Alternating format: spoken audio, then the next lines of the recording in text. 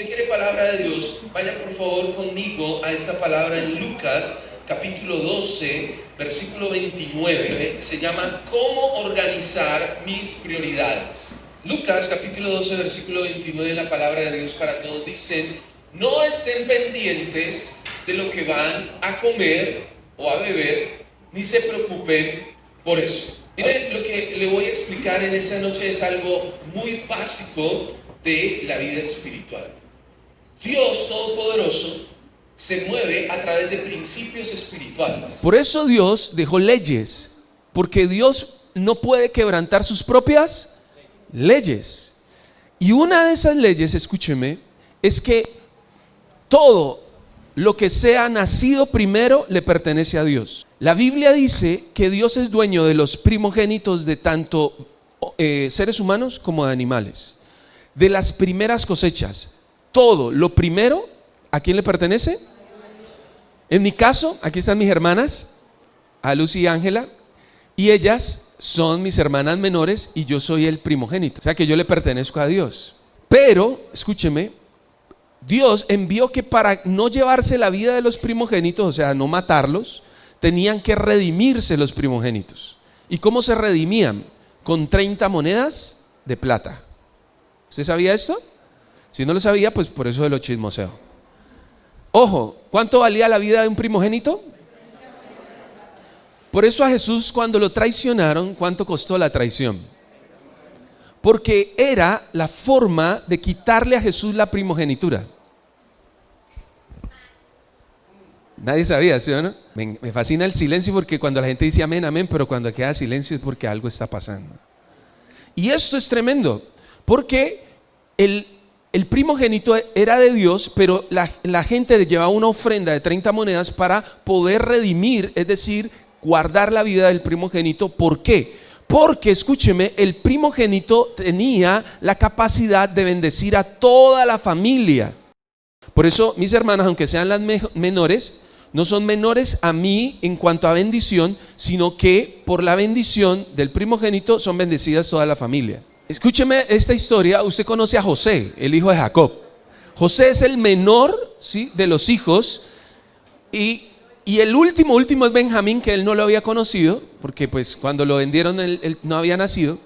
Pero Dios bendijo a José poniéndolo a él en el lugar del mayor. Y por eso a través de José quedaron bendecidos todos los hijos de Jacob. Y al punto quedó bendecido que le dieron doble herencia.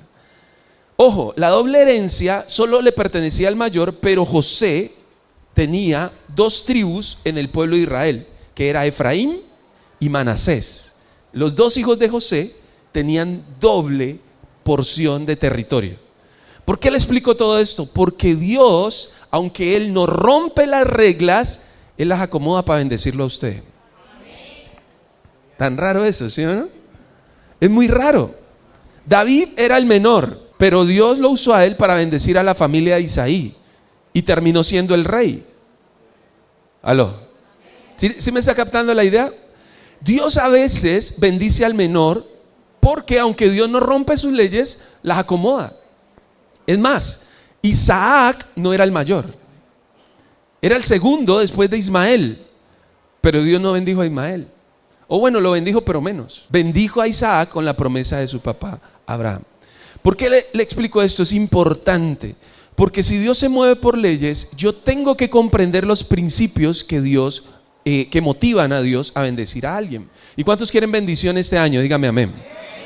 Entonces usted tiene que convertir en un hijo mayor, en un primogénito, para poder recibir la bendición de Dios. ¿Y cómo se hace esto? Organizando mis prioridades. Por eso Jesús a los discípulos les empezó a enseñar cosas que los volvieran mayores, porque los escogió de entre la multitud, de lo más común posible. Eran personas sin educación.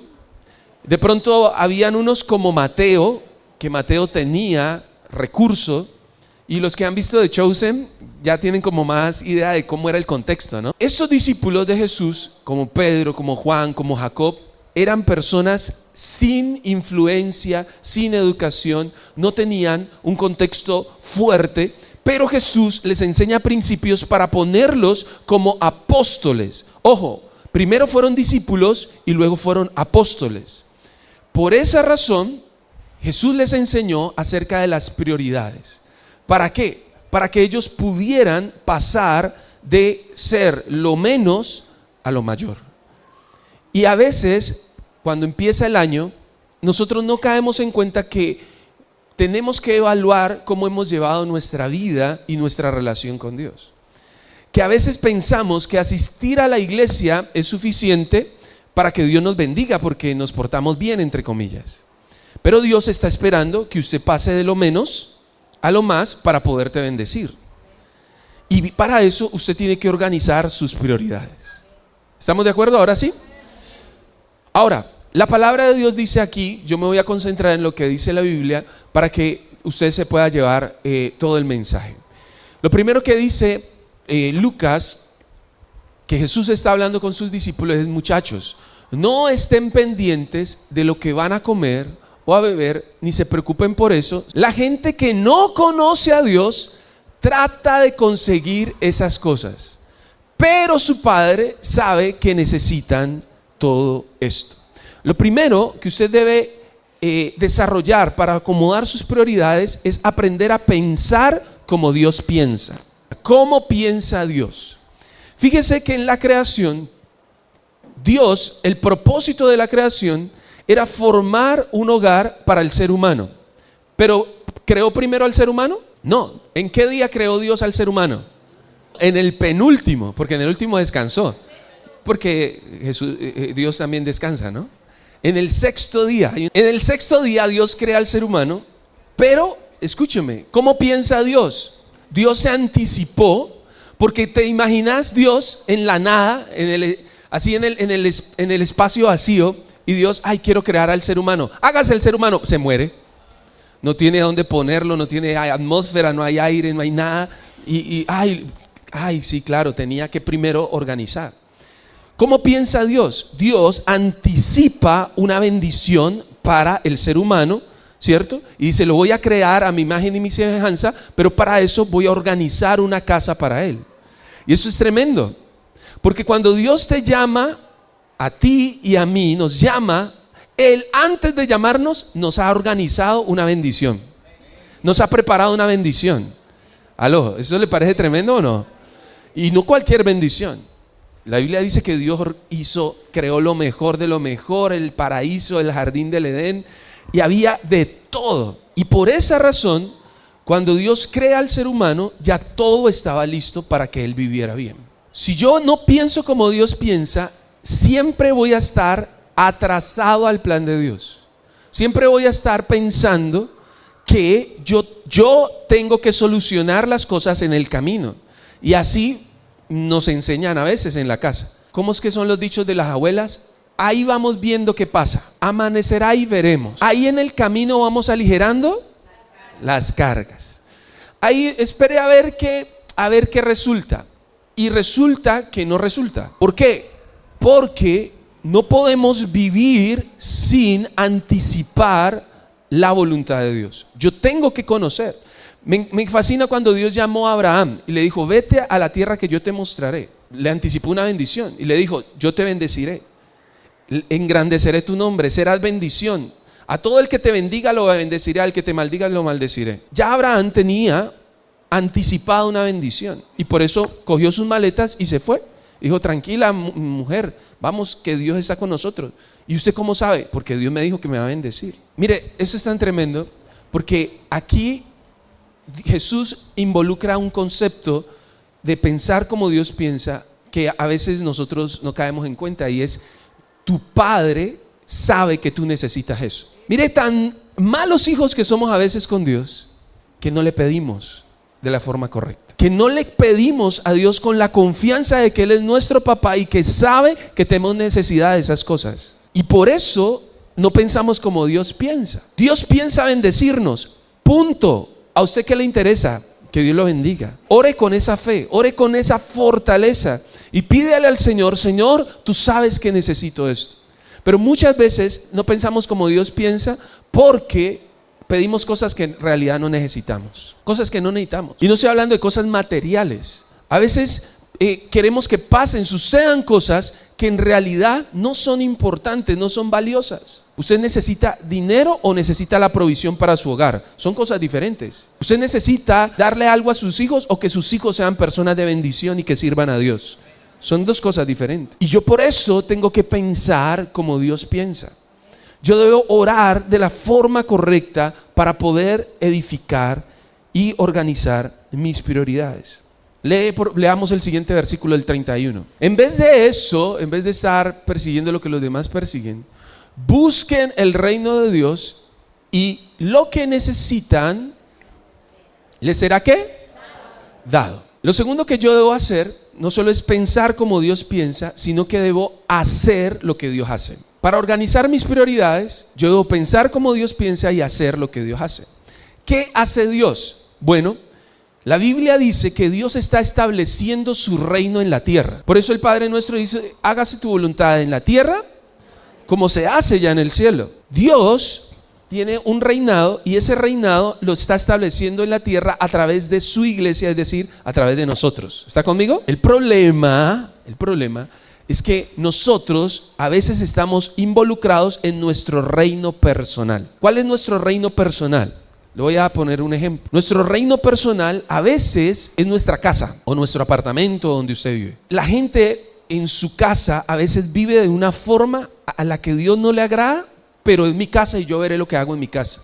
Y bajo mi techo se cumplen son mis reglas, mis normas y se hace lo que yo diga. Y esto es algo tan extraño porque esa persona siente que ese pedazo de tierra o ese espacio, ese lugar le pertenece. Y yo le digo algo, hermano, de verdad que una casa puede ser una completa bendición o una completa maldición. Muchos de nuestros jóvenes a veces se pierden sin salir de la casa por estar en soledad, escondidos, metidos de pronto en el internet.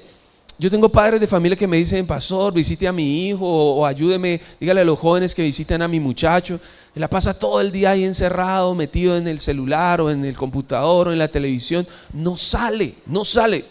Claro, está en su casa y entre comillas está protegido por las paredes, pero en esa casa está sucumbiendo la vida de un joven o de una jovencita. Por eso yo debo hacer lo que Dios hace. ¿Qué está haciendo Dios? Dios está estableciendo un reino y usted debe ponerse en marcha en esto en todas las áreas de su vida. Yo le pregunto, ¿en tu área emocional gobierna Dios? ¿Es el reino de Dios el que gobierna o gobiernas tú? En tu área emocional. Y todos tienen un área emocional, eso no solo para los jóvenes. El área emocional es para todos. Hay adultos que todavía se enamoran. Ay, he empezado a sentir cosas por una compañera de trabajo. Sí, hermano, ¿usted quiere una cachetada de parte del Espíritu Santo o qué? No, usted acaso es un adolescente, un niño. No, usted no es que esté sintiendo cosas. Usted tiene que dejar que Dios gobierne sus emociones. Aló. O la muchacha que, ay, tan lindo que me habla él. Yo creo que es que somos almas gemelas, que de pronto en otra vida fuimos algo. No, mija, no sea tan cochina. No sea tan cochina, señora. Y lo peor es que se enamoran es porque no controlan, porque dicen, es que no lo controlo, es que no sé por qué me gustas. Como una vez una persona tremendo, le dijo a una señora de la iglesia, es que no sé por qué me atraes tanto. Y la señora le dijo por teléfono, me acuerdo mucho, porque después me contó el testimonio. No es que yo le atraiga, es el diablo que quiere destruir todo. Y se le acabó la bobada al otro, porque yo tengo que dejar que Dios gobierne sobre mí. Si Dios está estableciendo un reino, el reino de Dios tiene que establecerse en todas las áreas de mi vida. Y las emociones son una. Fíjese que hay personas que dicen, yo quiero que Dios gobierne mi vida, pero el carácter lo siguen manejando ellos. No, sí, eso no me busque el genio porque a mí el mal genio, no sé qué, yo soy así. Y no, entonces Dios no está reinando en vos. Las finanzas.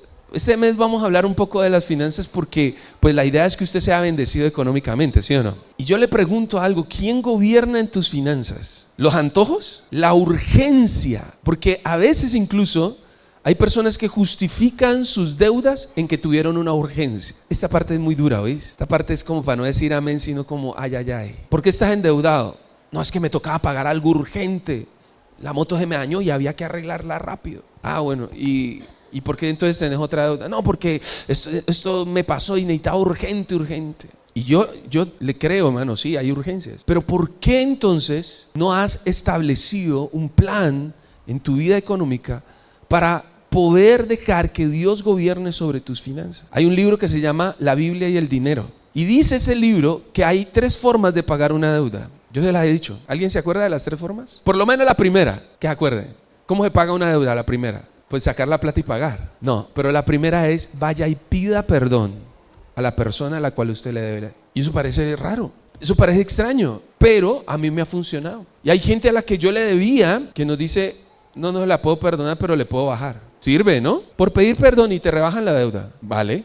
Y yo puedo hacer un plan. Espiritualmente, yo puedo decirle al Señor, Señor, muéstrame en dónde me está yendo el dinero. A mi esposa y a mí hubo un tiempo donde el dinero se nos iba y empezamos a orar y Dios nos mostró que algo estaba pasando en nuestra finanza, en nuestra casa, y Dios nos lo mostró, hermano, y fue así. Apenas cortamos eso, empezó la bendición de Dios otra vez a fluir. Porque no podíamos aceptar que si Dios está reinando, si el reino de Dios se está estableciendo, nosotros no viéramos esa bendición sobre nosotros.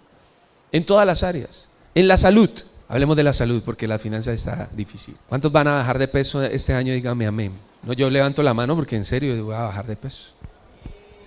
Pero lo más chistoso, Jorge, que es el que nos ayuda con la parte de alimentación y suplementación y todo, él es el que sabe de eso. La cita con él vale 30,000 pesos. Y hay personas que dicen, eso es tan caro. Y no son capaces de invertirse a sí mismos 30,000 pesos para su propia salud. Pero uno los invita a hamburguesa de 40,000 pesos, doble carne, con papas y gaseosa y harta salsa. Eso sí, no importa, 40 y pico, no importa. Yo me la como. Está barata la hamburguesa. Y viene con gaseosa y todo así, gaseosa negra, oscura, bien buena para la salud. Ahí sí. Hamburguesa, pero 30,000 vale la cita para que él te diga, mira, este es el tratamiento, tenés que alimentarte así, No, eso es tan caro. Y no invierten en ustedes mismos, en sí mismos, para cuidar su salud. Y la Biblia dice que nuestro cuerpo es templo ¿de quién? Y hay veces, hermano, el cuerpo está tan grande que no es un templo sino una basílica. O tan descuidado que es como un templo, pero ahí vuelto nada. Y yo les digo algo. Es tiempo de que Dios gobierne en cada una de las áreas de nuestra vida. ¿Cuántos dicen amén? Mire, esto se lo digo con cariño porque finalmente el más beneficiado de que Dios gobierne en su vida es usted. Y cuando Dios gobierna en mi vida, empieza la bendición de Dios a fluir de una forma impresionante. Voy a avanzar hasta porfa, el versículo 34. Porque donde está su tesoro, ahí estará también ¿qué? Su corazón. Por último, número 3, para organizar mis prioridades. ¿Cuál fue la primera? Número 2, hacer lo que Dios hace. Y número 3, sentir lo que Dios siente. ¿Qué siente Dios en su corazón? ¿Cómo es el corazón de nuestro Padre Celestial? ¿Es compasivo? ¿Es misericordioso? ¿Es paciente? ¿Sí o no? Muy bien. En este pasaje Jesús le está diciendo a la gente, ojo, la avaricia te va a destruir. Es más, la avaricia va a destruir tu alma porque por avaro vas a dejar de bendecir a las personas y finalmente vas a perder la salvación, vas a perder tu alma. Porque ¿de qué le sirve al hombre ganar el mundo si pierde su alma? ¿Sí? ¿Alguien se acuerda de ese pasaje? Dios me regaló este pasaje cuando perdí las elecciones de Comité de Libertad Religiosa. Y yo le dije, Señor, ¿por qué perdí si yo estaba tratando de ayudar a mucha gente? Y Dios me dijo, perdiste, pero perdiste haciendo las cosas bien, que es ganar. Porque ¿de qué sirve ganar si pierdo mi alma? ¿De qué sirve ganar si hago trampa o hago cosas incorrectas para ganar? Y esto, escúcheme, significa que el corazón de Dios no es avaro, es generoso. ¿Cómo es tu corazón? Por eso las prioridades son tan impresionantes. Yo he conocido personas pobres y tacañas. No hay nada peor. El peor escenario es un pobre tacaño. Es el peor escenario. Porque a veces son tacaños con ellos mismos. Y a veces nuestro corazón está aferrado, escúcheme, a cosas que están destruyendo nuestra vida.